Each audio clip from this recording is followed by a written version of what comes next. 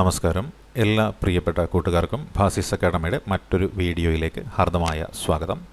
നമ്മളിന്നിവിടെ നോക്കുന്നത് LP UP school teacher assistant പരീക്ഷയ്ക്ക് വേണ്ടിയിട്ട് തയ്യാറെടുക്കുന്ന കൂട്ടുകാർക്ക് വേണ്ടിയുള്ള സമൂഹശാസ്ത്രം എന്ന് പറയുന്ന ഒരു മേഖലയെക്കുറിച്ചാണ്. അപ്പോൾ സമൂഹശാസ്ത്രത്തെക്കുറിച്ചുള്ള ക്ലാസ്സാണ് നമ്മളിന്ന് നോക്കുന്നത്. അപ്പോൾ സമൂഹശാസ്ത്രം എന്ന് പറഞ്ഞു കഴിഞ്ഞാൽ എന്താണ്? സോഷ്യോളജി എന്ന പേരിലാണ് അറിയപ്പെടുന്നത്, അല്ലേ? മനുഷ്യ ജീവിതത്തിൻ്റെ സാമൂഹിക വശങ്ങളെക്കുറിച്ച് നടത്തുന്ന ശാസ്ത്രീയമായ പഠനമാണ് സോഷ്യോളജി അഥവാ സമൂഹശാസ്ത്രം എന്ന പേരിൽ അറിയപ്പെടുന്നത്, അല്ലെ? മനുഷ്യ ജീവിതത്തിൻ്റെ സാമൂഹിക വശങ്ങളെക്കുറിച്ച് നടത്തുന്ന ശാസ്ത്രീയ പഠനമാണ് സമൂഹശാസ്ത്രം എന്ന പേരിൽ അറിയപ്പെടുന്നത്. മനുഷ്യനും അവൻ്റെ ചുറ്റുപാടും തമ്മിലുള്ള പരസ്പര ബന്ധങ്ങളെക്കുറിച്ച് ശാസ്ത്രീയമായി പഠനം നടത്തുന്നതാണ് സമൂഹശാസ്ത്രം. മനുഷ്യനും അവൻ്റെ ചുറ്റുപാടും തമ്മിലുള്ള പരസ്പര ബന്ധങ്ങളെക്കുറിച്ചുള്ള ശാസ്ത്രീയ പഠനമാണ് സമൂഹശാസ്ത്രം എന്ന പേരിൽ അറിയപ്പെടുന്നത്. മനുഷ്യൻ തൻ്റെ ചുറ്റുപാടുകളുമായി ഇന്നലകളിലും ഇന്നും നടത്തിക്കൊണ്ടിരിക്കുന്ന സമരം എന്നതാണ് പ്രധാന ആശയമായിട്ട് ഇവിടെ വരുന്നത്. ഇത് സമൂഹ പഠനത്തിലാണ്. മനുഷ്യൻ തൻ്റെ ചുറ്റുപാടുകളുമായി ഇന്നലകളിലും ഇന്നും നടത്തിക്കൊണ്ടിരിക്കുന്ന സമരം എന്നത് പ്രധാന ആശയമായി വരുന്നത് സമൂഹ പഠനത്തിലാണ്. ഇതാണ് സോഷ്യോളജി എന്ന പേരിൽ അറിയപ്പെടുന്നത്. സമൂഹശാസ്ത്രം ആദ്യകാലത്ത് അറിയപ്പെട്ടിരുന്നത് സാമൂഹിക ഭൗതിക ശാസ്ത്രം എന്ന പേരിലാണ്. സമൂഹശാസ്ത്രം ആദ്യകാലത്ത് അറിയപ്പെട്ടിരുന്നത് സാമൂഹിക ഭൗതിക ശാസ്ത്രം അഥവാ സോഷ്യൽ ഫിസിക്സ് എന്ന പേരിലായിരുന്നു. സമൂഹശാസ്ത്രത്തിൻ്റെ ഉത്ഭവത്തിന് വഴിയൊരുക്കിയ വിപ്ലവങ്ങളായിരുന്നു ജ്ഞാനോദയം അഥവാ ശാസ്ത്രവിപ്ലവം എന്ന പേരിൽ അറിയപ്പെടുന്നത്. ജ്ഞാനോദയവും ശാസ്ത്രവിപ്ലവവും ഫ്രഞ്ച് വിപ്ലവത്തിൻ്റെ പരിണിത ഫലമായിട്ടുള്ളതായിരുന്നു, അല്ലേ? അതേപോലെ തന്നെ വ്യാവസായിക വിപ്ലവം. ഇപ്പം ജ്ഞാനോദയം അഥവാ ശാസ്ത്രവിപ്ലവം, ഫ്രഞ്ച് വിപ്ലവം, വ്യാവസായിക വിപ്ലവം എന്നിവയെല്ലാമാണ് സമൂഹശാസ്ത്രത്തിൻ്റെ ഉത്ഭവത്തിന് വഴിയൊരുക്കിയ പ്രധാനപ്പെട്ട വിപ്ലവങ്ങളെന്ന് പറയുന്നത്. സമൂഹശാസ്ത്രം ഉത്ഭവിച്ച നൂറ്റാണ്ട് 19-ാം നൂറ്റാണ്ടായിരുന്നു. സമൂഹശാസ്ത്രം ഉത്ഭവിച്ച നൂറ്റാണ്ട് 19-ാം നൂറ്റാണ്ടായിരുന്നു. 19-ാം നൂറ്റാണ്ട് ചരിത്രത്തിൽ അറിയപ്പെടുന്നത് വിപ്ലവ യുഗം എന്ന പേരിലാണ്. 19-ാം നൂറ്റാണ്ട് ചരിത്രത്തിൽ അറിയപ്പെടുന്നത് വിപ്ലവ യുഗം എന്ന പേരിലാണ്, അഥവാ ഏജ് ഓഫ് റവല്യൂഷൻസ് എന്നാണ് ഇത് അറിയപ്പെടുന്നത്. സമൂഹശാസ്ത്രം, അല്ലേ? സമൂഹശാസ്ത്രം ഉത്ഭവിച്ച പ്രദേശമേതാണ്? അത് പടിഞ്ഞാറൻ യൂറോപ്പാണ്. സമൂഹശാസ്ത്രം ഉത്ഭവിച്ച പ്രദേശം എന്നത് പടിഞ്ഞാറൻ യൂറോപ്പാണ്. ഇപ്പോൾ സമൂഹശാസ്ത്രം ഉത്ഭവിച്ച പ്രദേശം ഏതാണ്? അത് പടിഞ്ഞാറൻ യൂറോപ്പാണ്. സമൂഹശാസ്ത്രത്തിൻ്റെ പിതാവാരാണ്? സമൂഹശാസ്ത്രത്തിൻ്റെ പിതാവാണ് അഗസ്റ്റ് കോംതെ എന്നാണ് അറിയപ്പെടുന്നത്. സമൂഹശാസ്ത്രത്തിൻ്റെ പിതാവ് അറിയപ്പെടുന്നത് അഗസ്റ്റ് കോംതെ എന്നാണ്. സമൂഹശാസ്ത്രത്തിൻ്റെ പിതാവ് അറിയപ്പെടുന്നത് അഗസ്റ്റ് കോംതെ എന്നാണ്. സമൂഹശാസ്ത്ര പഠനത്തിന് അടിത്തറ പാകിയത് ഫ്രഞ്ചുകാരനായ അഗസ്റ്റ് കോംതെയുടെ ചിന്തകളാണ്, അല്ലേ? സമൂഹശാസ്ത്ര പഠനത്തിന് അടിത്തറ പാകിയത് ഫ്രഞ്ചുകാരനായ അഗസ്റ്റ് കോംതെയുടെ ചിന്തകളായിരുന്നു.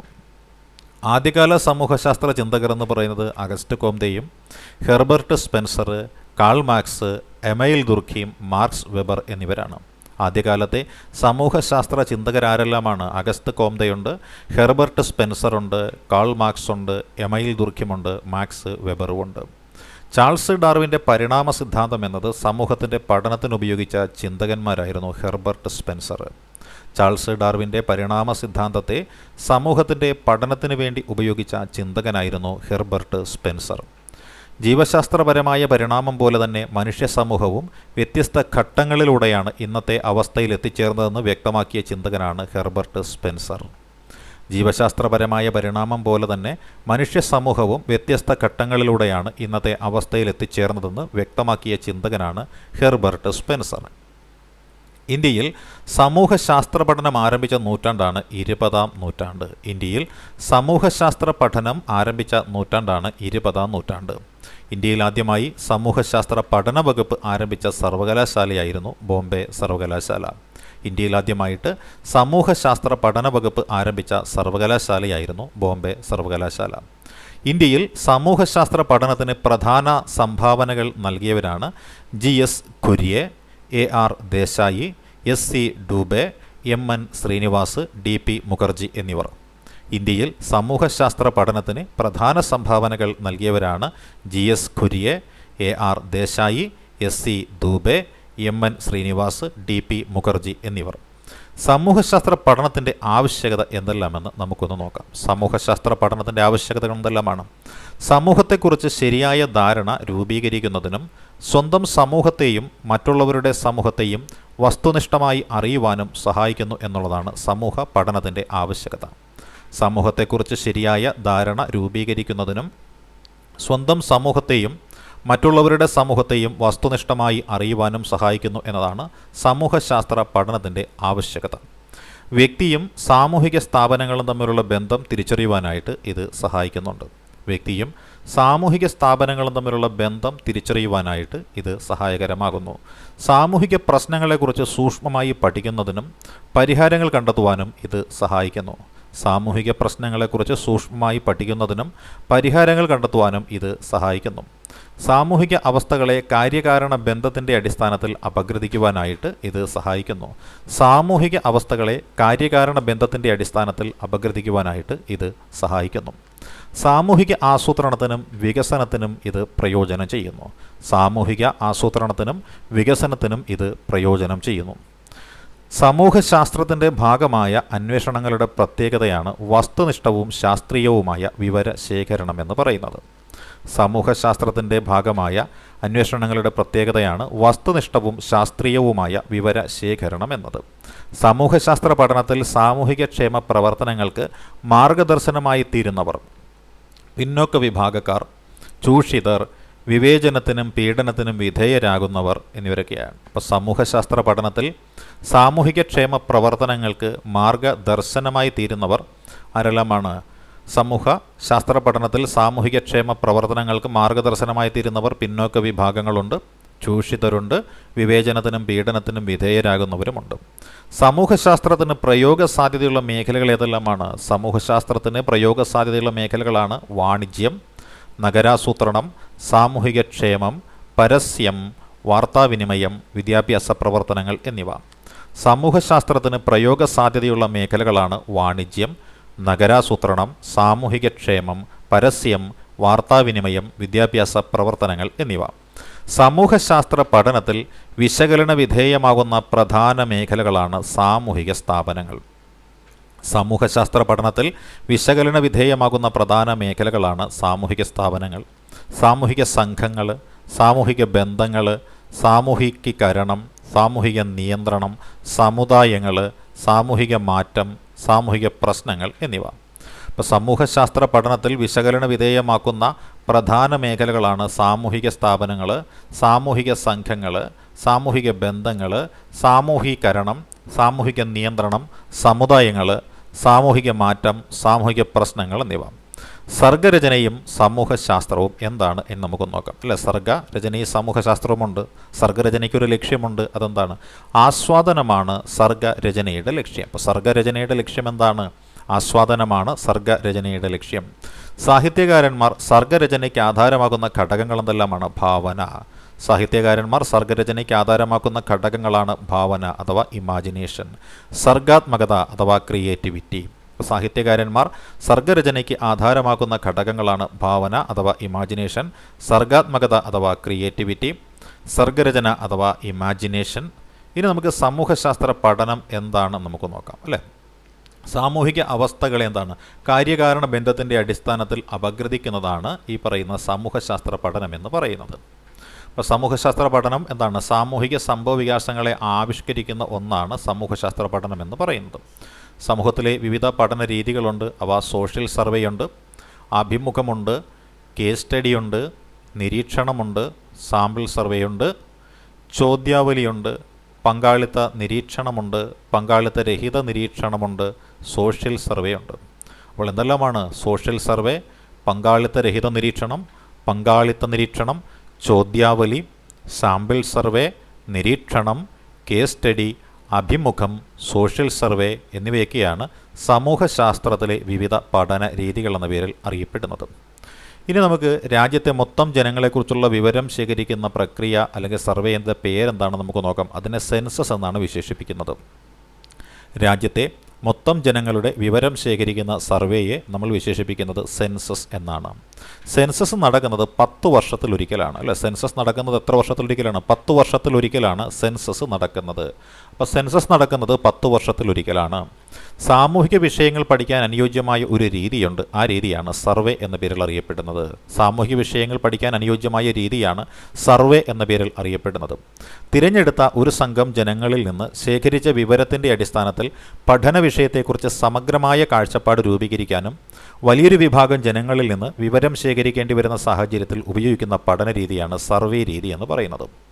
തിരഞ്ഞെടുത്ത ഒരു സംഘം ജനങ്ങളിൽ നിന്ന് ശേഖരിച്ച വിവരത്തിൻ്റെ അടിസ്ഥാനത്തിൽ പഠന വിഷയത്തെക്കുറിച്ച് സമഗ്രമായ കാഴ്ചപ്പാട് രൂപീകരിക്കാനും വലിയൊരു വിഭാഗം ജനങ്ങളിൽ നിന്ന് വിവരം ശേഖരിക്കേണ്ടി വരുന്ന സാഹചര്യത്തിൽ ഉപയോഗിക്കുന്ന പഠന രീതിയാണ് സർവേ രീതി എന്ന പേരിൽ അറിയപ്പെടുന്നത്. സർവേ നടത്താൻ ഉപയോഗിക്കുന്ന മാർഗങ്ങൾ എന്തെല്ലാമാണ്? സർവേ നടത്താൻ ഉപയോഗിക്കുന്ന മാർഗങ്ങൾ സോഷ്യൽ മീഡിയ, ടെലിഫോൺ, സർവേ നടത്താനായിട്ട് ഉപയോഗിക്കുന്ന മാർഗ്ഗങ്ങളാണ് സോഷ്യൽ മീഡിയ, ടെലിഫോൺ എന്നിവ. സമൂഹശാസ്ത്ര പഠനത്തിൽ പലപ്പോഴും പ്രായോഗികമല്ലാത്ത ഒരു രീതിയാണ് സെൻസസ് എന്ന് പറയുന്നത്. സമൂഹശാസ്ത്ര പഠനത്തിൽ പലപ്പോഴും പ്രായോഗികമല്ലാത്ത രീതിയാണ് സെൻസസ് എന്ന പേരിൽ അറിയപ്പെടുന്നത്. പഠനവിധേയമാകേണ്ട മൊത്തം വ്യക്തികളിൽ നിന്ന് വിവരങ്ങൾ ശേഖരിക്കുക എന്നത് പ്രായോഗികമല്ല എന്നുള്ളതാണ് ആദ്യമായിട്ട് നാം മനസ്സിലാക്കേണ്ടത്. പഠനവിധേയമാകേണ്ട മൊത്തം വ്യക്തികളിൽ നിന്ന് വിവരങ്ങൾ ശേഖരിക്കുക എന്നത് ഒട്ടും തന്നെ പ്രായോഗികമല്ല. അവരിൽ നിന്നും തിരഞ്ഞെടുക്കുന്ന നിശ്ചിത എണ്ണം ആളുകളിൽ നിന്നും വിവരശേഖരണം നടത്തുന്ന രീതിയാണ് സാമ്പിൾ സർവേ എന്ന പേരിൽ അറിയപ്പെടുന്നത്. പഠനവിധേയമാകേണ്ട മൊത്തം വ്യക്തികളിൽ നിന്ന് വിവരങ്ങൾ ശേഖരിക്കുക എന്നതൊട്ടും പ്രായോഗികമായ കാര്യമല്ല. അവരിൽ നിന്നും തിരഞ്ഞെടുക്കുന്ന നിശ്ചിത എണ്ണം ആളുകളിൽ നിന്നും വിവരശേഖരണം നടത്തുന്ന രീതിയാണ് സാമ്പിൾ സർവേ എന്ന പേരിൽ അറിയപ്പെടുന്നത്. സാമൂഹിക സർവേയിൽ വിവരങ്ങൾ ശേഖരിക്കാൻ സാധാരണയായി ഉപയോഗിക്കുന്നത് ചോദ്യാവലി അഥവാ ക്വസ്റ്റ്യനെയർ ആണ്. സാമൂഹിക സർവേയിൽ വിവരങ്ങൾ ശേഖരിക്കാൻ സാധാരണയായി ഉപയോഗിക്കുന്നതാണ് ചോദ്യാവലി അഥവാ ക്വസ്റ്റ്യനെയർ എന്ന് പറയുന്നത്. സാമൂഹിക സർവേയിൽ വിവരങ്ങൾ ശേഖരിക്കാൻ സാധാരണയായി ഉപയോഗിക്കുന്നത് ചോദ്യാവലിയാണ്. അതിനെയാണ് നമ്മൾ ക്വസ്റ്റ്യനെയർ എന്ന് പറയുന്നത്.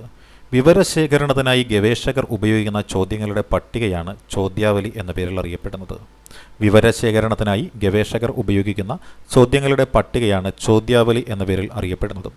ചോദ്യാവലി ഉപയോഗിച്ച് പഠനവിധേയമാകുന്ന സംഘം അറിയപ്പെടുന്ന പേരാണ് പ്രതികർത്താക്കൾ എന്നാണ് ഇത് അറിയപ്പെടുന്നത്. ചോദ്യാവലി ഉപയോഗിച്ച് പഠനവിധേയമാകുന്ന സംഘം അറിയപ്പെടുന്നത് പ്രതികർത്താക്കൾ അഥവാ റെസ്പോണ്ടൻസ് എന്ന പേരിലാണ്. അഭിമുഖം അഥവാ ഇൻ്റർവ്യൂ. എന്താണ് അഭിമുഖം? നമുക്ക് നോക്കാം. സമൂഹശാസ്ത്രത്തിൽ വിവരശേഖരണത്തിന് ഉപയോഗിക്കുന്ന പ്രധാനപ്പെട്ട രീതിയാണ് അഭിമുഖം എന്നറിയപ്പെടുന്നത്. സമൂഹശാസ്ത്രത്തിൽ വിവരശേഖരണത്തിന് ഉപയോഗിക്കുന്ന പ്രധാനപ്പെട്ട രീതിയാണ് അഭിമുഖം. വാമൊഴിയായി വിവരം ശേഖരിക്കുന്ന രീതിയാണ് അഭിമുഖം. ഗവേഷണം പ്രതികർത്താവും തമ്മിലുള്ള സംഭാഷണമാണ് അഭിമുഖം എന്ന പേരിൽ അറിയപ്പെടുന്നത്. ഗവേഷകനും പ്രതികർത്താവും തമ്മിലുള്ള സംഭാഷണമാണ് അഭിമുഖം എന്ന പേരിൽ അറിയപ്പെടുന്നത്. വ്യക്തിയുടെ മനോഭാവം, കാഴ്ചപ്പാട്, വിശ്വാസം, ജീവിതചര്യ തുടങ്ങിയവ സൂക്ഷ്മതലങ്ങളിൽ വിശകലനം നടത്തുന്നത് അഭിമുഖത്തിലൂടെയാണ്. വ്യക്തിയുടെ മനോഭാവം, കാഴ്ചപ്പാട്, വിശ്വാസം, ജീവിതചര്യ തുടങ്ങിയവ സൂക്ഷ്മതലങ്ങളിൽ വിശകലനം നടത്തുന്നത് അഭിമുഖത്തിലൂടെയാണ്. ഇനി എന്താണ് നിരീക്ഷണം എന്ന് നമുക്കൊന്ന് നോക്കാം. എന്താണ് നിരീക്ഷണം? നിരീക്ഷണം എന്താണ്? സമൂഹശാസ്ത്ര പഠനത്തിലെ അടിസ്ഥാന രീതിയാണ് നിരീക്ഷണം എന്ന പേരിൽ അറിയപ്പെടുന്നത്. സമൂഹശാസ്ത്ര പഠനത്തിലെ അടിസ്ഥാന രീതിയാണ് നിരീക്ഷണം എന്ന പേരിൽ അറിയപ്പെടുന്നത്. കാണുകയും കേൾക്കുകയും അനുഭവിക്കുകയും ചെയ്യുന്ന കാര്യങ്ങൾ സത്യസന്ധമായി രേഖപ്പെടുന്ന രീതിയാണ് നിരീക്ഷണം. കാണുകയും കേൾക്കുകയും അനുഭവിക്കുകയും ചെയ്യുന്ന കാര്യങ്ങൾ സത്യസന്ധമായി രേഖപ്പെടുത്തുന്ന രീതി ആണ് നിരീക്ഷണം. അഭിമുഖം പോലെയുള്ള രീതികൾ പ്രായോഗികമല്ലാത്ത സന്ദർഭങ്ങളിൽ സമൂഹശാസ്ത്ര പഠനത്തിന് അനുയോജ്യമായ രീതിയാണ് നിരീക്ഷണമായി കണക്കാക്കുന്നത്. അഭിമുഖം പോലെയുള്ള രീതികൾ പ്രായോഗികമല്ലാത്ത സന്ദർഭങ്ങളിൽ സമൂഹശാസ്ത്ര പഠനത്തിന് അനുയോജ്യമായ രീതിയാണ് നിരീക്ഷണം എന്ന പേരിൽ അറിയപ്പെടുന്നത്. സമൂഹശാസ്ത്രത്തിൽ വളരെ പ്രചാരത്തിലുള്ള സമൂഹ പഠന രീതിയാണ് പങ്കാളിത്ത നിരീക്ഷണം എന്നത്. സമൂഹശാസ്ത്രത്തിൽ വളരെ പ്രചാരത്തിലുള്ള സമൂഹ പഠന രീതിയാണ് പങ്കാളിത്ത നിരീക്ഷണം. നിരീക്ഷകൻ പഠനമേഖലയിൽ നിന്ന് നേരിട്ട് വിവരം ശേഖരിക്കുന്ന രീതിയാണ് പങ്കാളിത്ത നിരീക്ഷണം അഥവാ പാർട്ടിസിപ്പൻ്റ് ഒബ്സർവേഷൻ എന്നത്. നിരീക്ഷകൻ പഠനമേഖലയിൽ നിന്ന് നേരിട്ട് വിവരം ശേഖരിക്കുന്ന രീതിയാണ് പങ്കാളിത്ത നിരീക്ഷണം അഥവാ പാർട്ടിസിപ്പൻ്റ് ഒബ്സർവേഷൻ എന്ന് പറയുന്നത്.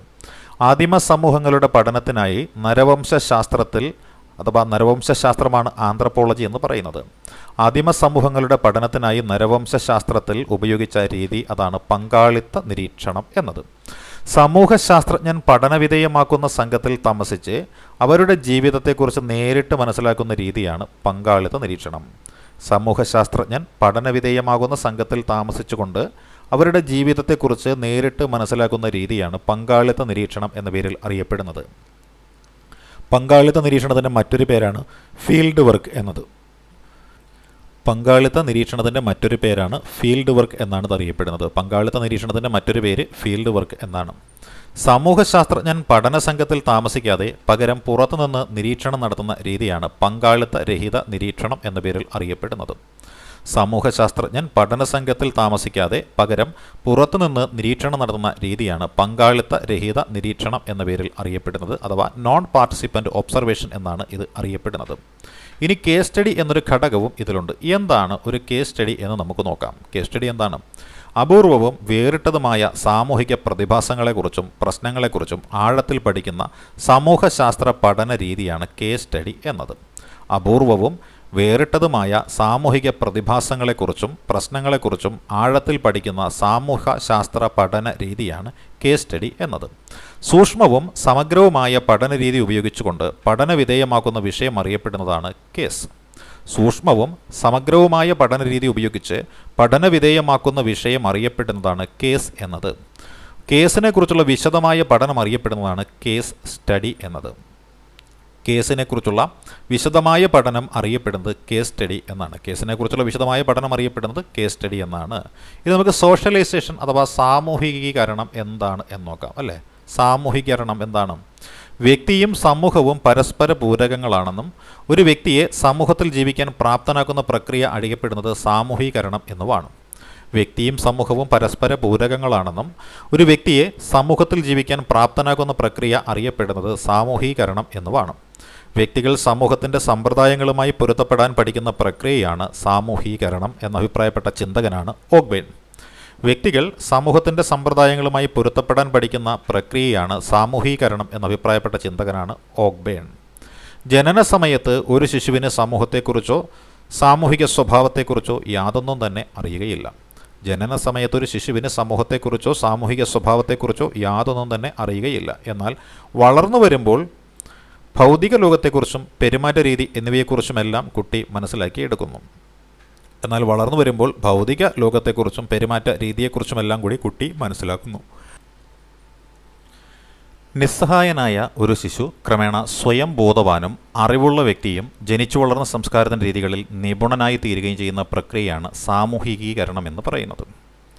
നിസ്സഹായനായ ഒരു ശിശു ക്രമേണ സ്വയം ബോധവാനും അതേപോലെ അറിവുള്ള വ്യക്തിയും അതേപോലെ ജനിച്ചു വളർന്ന സംസ്കാരത്തിൻ്റെ രീതികളിൽ നിപുണനുമായി തീരുന്ന പ്രക്രിയയാണ് സാമൂഹികീകരണം എന്ന പേരിൽ അറിയപ്പെടുന്നത്. സാമൂഹികീകരണം ഒരു ആജീവനാന്ത പ്രക്രിയ ആണെങ്കിലും അതിൻ്റെ ഏറ്റവും പ്രധാനപ്പെട്ട പ്രക്രിയ നടക്കുന്നത് ജീവിതത്തിൻ്റെ ആരംഭഘട്ടങ്ങളിലാണ്. സാമൂഹികീകരണം എന്നത് ഒരു ആജീവനാന്ത പ്രക്രിയ ആണെങ്കിലും അതിൻ്റെ ഏറ്റവും പ്രധാനപ്പെട്ട പ്രക്രിയകൾ നടക്കുന്നത് ജീവിതത്തിൻ്റെ ആരംഭഘട്ടങ്ങളിലാണ്, അഥവാ പ്രാഥമിക സാമൂഹികീകരണ ഘട്ടത്തിലാണ്. ദ്വിതീയ സാമൂഹികീകരണം ഒരു വ്യക്തിയുടെ ജീവിതാവസാനം വരെ നീളുന്നതാണ്, അല്ലെ? ദ്വിതീയ സാമൂഹികീകരണം ഒരു വ്യക്തിയുടെ ജീവിതാവസാനം വരെ നീളുന്ന ഒന്നാണ്. സാമൂഹികീകരണം ഒരു വ്യക്തിയിൽ നിർണായക സ്വാധീനം ചെലുത്തുന്നുണ്ടെങ്കിലും എല്ലാ സ്വാധീനങ്ങളെയും കുട്ടി നിരുപാധികമായി സ്വീകരിക്കുന്ന ഒരു സാംസ്കാരിക നടപടിക്രമം അല്ല ഈ സാമൂഹികീകരണം എന്ന് പറയുന്നത്. സാമൂഹികീകരണം ഒരു വ്യക്തിയിൽ നിർണായക സ്വാധീനം ചെലുത്തുന്നുണ്ടെങ്കിലും എല്ലാ സ്വാധീനങ്ങളെയും കുട്ടി നിരുപാധികമായി സ്വീകരിക്കുന്ന ഒരു സാംസ്കാരിക നടപടിക്രമം അല്ല ഈ സാമൂഹികീകരണം എന്ന് പറയുന്നത്. പദവി, പങ്ക്, സാമൂഹിക നിയന്ത്രണം, സംഘങ്ങൾ, സാമൂഹിക ശ്രേണീകരണം, സംസ്കാരം, വഴക്കങ്ങൾ, മൂല്യങ്ങൾ മുതലായ സങ്കല്പങ്ങളെല്ലാം സാമൂഹികീകരണ പ്രക്രിയയെ മനസ്സിലാക്കാനായിട്ട് നമ്മെ സഹായിക്കുന്നതാണ്. പദവി, പങ്ക്, സാമൂഹിക നിയന്ത്രണം, സംഘങ്ങൾ, സാമൂഹിക ശ്രേണീകരണം, സംസ്കാരം, വഴക്കങ്ങൾ, മൂല്യങ്ങൾ മുതലായ സങ്കല്പങ്ങളെല്ലാം സാമൂഹികീകരണ പ്രക്രിയയെ മനസ്സിലാക്കാനായിട്ട് നമ്മെ സഹായിക്കുന്നതാണ്. ഇനി സമൂഹശാസ്ത്രം എന്തെന്ന് നമുക്ക് നോക്കാം, അല്ലെ? സമൂഹശാസ്ത്രം സാമൂഹികീകരണത്തിൻ്റെ നിർവാഹകർ, അല്ലെ? സാമൂഹികീകരണത്തിൻ്റെ നിർവാഹകർ ഉണ്ടാരാണ്? ഏജൻസീസ് ഓഫ് സോഷ്യലൈസേഷൻ എന്നാണ് അത് അറിയപ്പെടുന്നത്. സാമൂഹികീകരണത്തിൻ്റെ നിർവാഹകരാണ്? ഏജൻസീസ് ഓഫ് സോഷ്യലൈസേഷനാണ്. ഒരു കുട്ടിയെ സാമൂഹീകരിക്കുന്ന ധാരാളം ഏജൻസികളും സ്ഥാപനങ്ങളുമുണ്ട്. ഒരു കുട്ടിയെ സാമൂഹീകരിക്കുന്ന ധാരാളം ഏജൻസികളും സ്ഥാപനങ്ങളുമുണ്ട്. കുടുംബം, വിദ്യാലയം, സമസംഘം, അയൽപ്പക്കം, തൊഴിൽ സംഘം, സാമൂഹിക വർഗം, ജാതി, പ്രദേശം, മതം എന്നിവയൊക്കെയാണ് ഇതിൽ ഉൾപ്പെടുന്നത്. ഒരു കുട്ടിയെ സാമൂഹീകരിക്കുന്ന ധാരാളം ഏജൻസികളും സ്ഥാപനങ്ങളും ഇവിടെയുണ്ട്. കുടുംബം, വിദ്യാലയം, സമസംഘം, അയൽപ്പക്കം, തൊഴിൽ സംഘം, സാമൂഹിക വർഗം, ജാതി, പ്രദേശം, മതം എന്നിവയൊക്കെ അതിൽ ഉൾപ്പെടുന്നു. ഇനി കുടുംബത്തെക്കുറിച്ച് നമുക്ക് നോക്കാം. കുടുംബം എന്താണ്? കുടുംബം സാമൂഹ്യ സംഘത്തിന് ഉദാഹരണമാണ് കുടുംബം, അല്ലെ? സാമൂഹ്യ സംഘത്തിന് ഉദാഹരണമാണ് ഏത്? കുടുംബം എന്നത് സാമൂഹ്യ സംഘത്തിന് ഉദാഹരണമാണ്. സമൂഹത്തിൻ്റെ അടിസ്ഥാന ഘടകവുമാണ് കുടുംബം എന്ന് പറയുന്നത്. ഇപ്പോൾ സാമൂഹ്യ സംഘത്തിൻ്റെ ഉദാഹരണമാണ് കുടുംബം, സമൂഹത്തിൻ്റെ അടിസ്ഥാന ഘടകവും കുടുംബം തന്നെയാണ്. പ്രാഥമിക സാമൂഹിക സ്ഥാപനം എന്നറിയപ്പെടുന്നത് കുടുംബമാണ്. പ്രാഥമിക സാമൂഹിക സ്ഥാപനം എന്നറിയപ്പെടുന്നത് കുടുംബമാണ്. വ്യക്തികൾ, കുടുംബങ്ങൾ, സമുദായം, സമൂഹം, അല്ലെ? വ്യക്തികൾ, കുടുംബങ്ങൾ, സമുദായം, സമൂഹം. സമൂഹത്തിലെ ചിട്ടകളും മര്യാദകളും ജീവിത രീതികളും പഠിക്കുന്നത് കുടുംബത്തിൽ നിന്നാണ്. സമൂഹത്തിലെ ചിട്ടകളും മര്യാദകളും ജീവിത രീതികളും പഠിക്കുന്നത് എവിടെ നിന്നാണ്? കുടുംബത്തിൽ നിന്നാണ്. കേരളത്തിലെ ചില സമുദായങ്ങളിൽ നിലനിന്നിരുന്ന കൂട്ടുകുടുംബ സമ്പ്രദായത്തിലെ മാറ്റങ്ങൾ ഒരു കുട്ടിയുടെ കാഴ്ചപ്പാടിലൂടെ അവതരിപ്പിക്കുന്ന MD വാസുദേവൻ നായരുടെ കൃതിയാണ് നാലുകെട്ട് എന്ന് പറയുന്നത്. കേരളത്തിലെ ചില സമുദായങ്ങളിൽ നിലനിന്നിരുന്ന കൂട്ടുകുടുംബ സമ്പ്രദായത്തിലെ മാറ്റങ്ങൾ ഒരു കുട്ടിയുടെ കാഴ്ചപ്പാടിലൂടെ അവതരിപ്പിക്കുന്ന MT വാസുദേവൻ നായരുടെ കൃതിയുടെ പേരാണ് നാലുകെട്ട് എന്നത്. ഞാൻ കുഞ്ഞുണ്ണി എന്ന എൻ്റെ അമ്മ നാരായണിയമ്മ, അമ്മമ്മ പാറക്കുട്ടിയമ്മ, അല്ലേ? ഇത്രയാണ് എൻ്റെ അറിവിൻ്റെ വലിപ്പം എന്ന് വരികൾ ഉൾക്കൊള്ളുന്നത് കുഞ്ഞുണ്ണി മാഷിൻ്റെ കവിതയിലൂടെയാണ്. ഞാൻ കുഞ്ഞുണ്ണിയാണെന്നും എൻ്റെ അമ്മ നാരായണിയമ്മയാണെന്നും, അല്ലേ, അമ്മമ്മയുടെ അമ്മ പാറക്കുട്ടി അമ്മയാണെന്നും ഇത്രയേ ഉള്ളൂ എൻ്റെ അറിവിൻ്റെ വലിപ്പം എന്നുമുള്ള കുഞ്ഞുണ്ണി മാഷിൻ്റെ കവിത ഉണ്ട്. അതാണ് കുഞ്ഞുണ്ണി മാഷിൻ്റെ കവിത. എന്നിലൂടെ എന്ന കവിതയാണ് ഇത്. കൂട്ടുകുടുംബത്തെപ്പറ്റി പ്രതിപാദിക്കുന്ന റോബിൻ ജെഫ്രി എന്ന് പറയുന്ന ഒരു വ്യക്തിയുണ്ട്. അദ്ദേഹത്തിൻ്റെ കൃതിയുടെ പേരാണ് നായർ മേധാവിത്വത്തിൻ്റെ പതനം എന്നാണ് ഇതറിയപ്പെടുന്നത്. കൂട്ടുകുടുംബത്തെപ്പറ്റി പ്രതിപാദിക്കുന്ന റോബിൻ ജെഫ്രിയുടെ കൃതിയുടെ പേരാണ് നായർ മേധാവിത്വത്തിൻ്റെ പതനം. ഭക്ഷണം, വസ്ത്രം, പാർപ്പിടം തുടങ്ങിയ പ്രാഥമിക ആവശ്യങ്ങൾ നിറവേറ്റുന്നത് കുടുംബമാണ്. ഭക്ഷണം, വസ്ത്രം, പാർപ്പിടം തുടങ്ങിയ പ്രാഥമിക ആവശ്യങ്ങൾ നിറവേറ്റുന്നത് കുടുംബമാണ്. സാമൂഹിക ബന്ധങ്ങൾക്ക് തുടക്കമിടുന്നതും വളർത്തുന്നതും നിലനിർത്തുന്നതും കുടുംബമാണ്, അല്ലേ? സാമൂഹിക ബന്ധങ്ങൾക്ക് തുടക്കമിടുന്നതും വളർത്തുന്നതും നിലനിർത്തുന്നതും കുടുംബമാണ്. കുടുംബത്തിൽ നിന്ന് സ്വായത്തമാക്കുന്ന കാര്യങ്ങൾ എന്തെല്ലാമാണ്? ബഹുമാനം സ്വായത്തമാക്കുന്നുണ്ട്. കുടുംബത്തിൽ നിന്ന് സ്വായത്തമാക്കുന്ന കാര്യങ്ങൾ ബഹുമാനമുണ്ട്, അച്ചടക്കമുണ്ട്, അല്ലേ? കുടുംബത്തിൽ നിന്ന് സ്വായത്തമാക്കുന്ന കാര്യങ്ങൾ ബഹുമാനമുണ്ട്, അച്ചടക്കമുണ്ട്. അതുപോലെ സഹകരണമുണ്ട്, അല്ലേ? സഹകരണമുണ്ട്, സത്യസന്ധതയുണ്ട്, സത്യസന്ധത, അല്ലേ? കുടുംബത്തിൽ നിന്നും എന്തായിരിക്കാം? കുടുംബത്തിൽ കൃത്യനിഷ്ഠയെക്കുറിച്ചും വിശ്വാസത്തെക്കുറിച്ചും സ്നേഹത്തെക്കുറിച്ചും സത്യസന്ധതയെക്കുറിച്ചും ഒക്കെ നമ്മൾ ഇവിടെ നിന്നാണ് മനസ്സിലാക്കുന്നത്. അപ്പോൾ കുടുംബത്തിൽ അംഗമാകുന്ന പല പല രീതികളുണ്ട്, അല്ലേ? കുടുംബത്തിൽ ഒരു വ്യക്തിക്ക് എങ്ങനെയെല്ലാം അംഗമാകാം? കുടുംബത്തിൽ ഒരു വ്യക്തിക്ക് അംഗമാകാൻ പറ്റുന്ന രീതി രക്തബന്ധത്തിലൂടെ വെച്ചാൽ സ്വന്തം മക്കൾ, അല്ല മക്കളുടെ മക്കൾ എന്നിവയാണ് രക്തബന്ധം എന്ന് പറയുന്നത്. വിവാഹമുണ്ട്. വിവാഹം കഴിച്ചൊരു കുടുംബത്തിലേക്ക് ചെല്ലുന്നത് വഴി അവിടെ അംഗമാകാനായിട്ട് സാധിക്കുന്നതാണ്. പിന്നെ ദത്തെടുക്കലുണ്ട്. അതായത് മക്കളില്ലാത്ത അല്ലെങ്കിൽ സന്തതികളില്ലാത്ത ഒരു കുടുംബം അവർക്ക് വേണ്ടപ്പെട്ട ഒരു കുട്ടിയെ നിയമമാർഗത്തിലൂടെ ദത്തെടുക്കുക എന്നൊരു പ്രക്രിയയും ഇവിടെയുണ്ട്. ഇനി സമൂഹശാസ്ത്രം എന്ന് പറയുന്നൊരു രീതിയാണ്. എന്താണ് സമൂഹശാസ്ത്രം? സമൂഹശാസ്ത്രത്തെക്കുറിച്ച് എന്താണ് പറയാൻ സാധിക്കുന്നത്, അല്ലേ? വിവിധ തരം കുടുംബങ്ങൾ. സമൂഹശാസ്ത്രത്തെക്കുറിച്ച് നമ്മൾ പറഞ്ഞാൽ വിവിധ തരം കുടുംബങ്ങളുണ്ട്, അല്ലേ?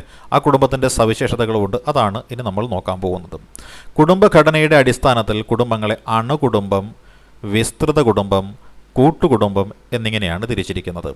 കുടുംബഘടനയുടെ അടിസ്ഥാനത്തിൽ കുടുംബങ്ങളെ അണുകുടുംബമെന്നും വിസ്തൃത കുടുംബമെന്നും കൂട്ടുകുടുംബം എന്നുമാണ് തിരിച്ചിരിക്കുന്നത്.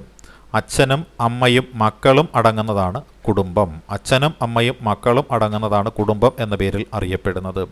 അണുകുടുംബം എന്ന് വെച്ചാൽ ന്യൂക്ലിയർ ഫാമിലിയാണ്. അണുകുടുംബം അറിയപ്പെടുന്നത് ന്യൂക്ലിയർ ഫാമിലി എന്ന പേരിലാണ്. ഒന്നിൽ കൂടുതൽ അണുകുടുംബങ്ങൾ ഒന്നിച്ച് താമസിക്കുമ്പോൾ അതറിയപ്പെടുന്നത് വിസ്തൃത കുടുംബം അഥവാ എക്സ്റ്റെൻഡഡ് ഫാമിലി എന്ന പേരിലാണ്. ഒന്നിൽ കൂടുതൽ അണുകുടുംബങ്ങൾ ഒന്നിച്ച് താമസിക്കുമ്പോൾ അതറിയപ്പെടുന്നത് വിസ്തൃത കുടുംബം അഥവാ എക്സ്റ്റെൻഡഡ് ഫാമിലി എന്ന പേരിലാണ്. മൂന്നിൽ കൂടുതൽ തലമുറകൾ ഒന്നിച്ച് താമസിക്കുന്ന കുടുംബം അറിയപ്പെടുന്നത് കൂട്ടുകുടുംബം എന്ന പേരിലാണ്. മൂന്നിൽ കൂടുതൽ തലമുറകൾ ഒന്നിച്ച് താമസിക്കുന്ന കുടുംബം അറിയപ്പെടുന്നത് കൂട്ടുകുടുംബം അഥവാ ജോയിൻറ്റ് ഫാമിലി എന്ന പേരിലാണ്. ഇനി കുടുംബത്തിൻ്റെ സവിശേഷതകളുണ്ട്. അതെന്തെല്ലാമെന്ന് നമുക്ക് നോക്കാം, അല്ലേ? ഒരു കുടുംബത്തിൻ്റെ സവിശേഷതകൾ എന്തെല്ലാമാണ്? കുടുംബം എന്ന് പറയുന്നത് ദേശഭാഷകൾക്ക് അതീതമാണ് കുടുംബം. ദേശഭാഷകൾക്ക് അതീതമാണ് കുടുംബം. വ്യക്തിയുടെ അടിസ്ഥാന ആവശ്യങ്ങൾ നിറവേറ്റുന്നതാണ് കുടുംബം.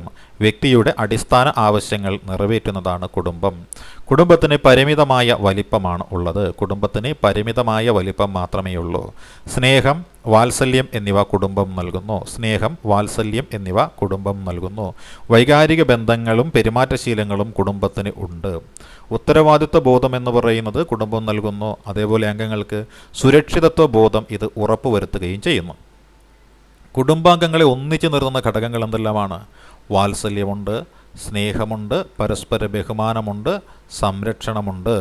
കുടുംബത്തിൻ്റെ സവിശേഷതകൾ എന്തെല്ലാമാണ്?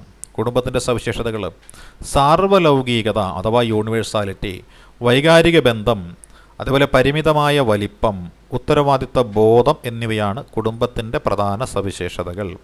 സാർവലൗകികത, വൈകാരിക ബന്ധം, പരിമിതമായ വലിപ്പം, ഉത്തരവാദിത്വ ബോധം എന്നിവയാണ് കുടുംബത്തിൻ്റെ പ്രധാന സവിശേഷതകൾ എന്ന പേരിൽ അറിയപ്പെടുന്നത്.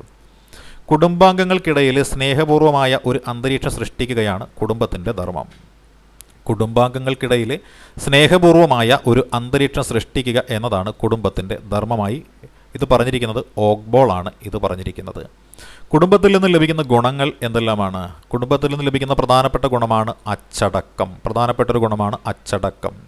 മര്യാദ, പങ്കുവയ്ക്കൽ. അച്ചടക്കം, മര്യാദ, പങ്കുവയ്ക്കൽ ഇത് കുടുംബത്തിൽ നിന്ന് ലഭിക്കുന്ന പ്രധാനപ്പെട്ട ഗുണമാണ്. സമപ്രായക്കാരുടെ സംഘം.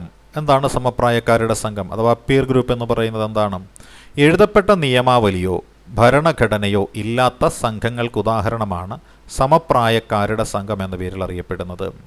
എഴുതപ്പെട്ട നിയമാവലിയോ ഭരണഘടനയോ ഇല്ലാത്ത സംഘങ്ങൾക്ക് ഉദാഹരണമാണ് സമപ്രായക്കാരുടെ സംഘം.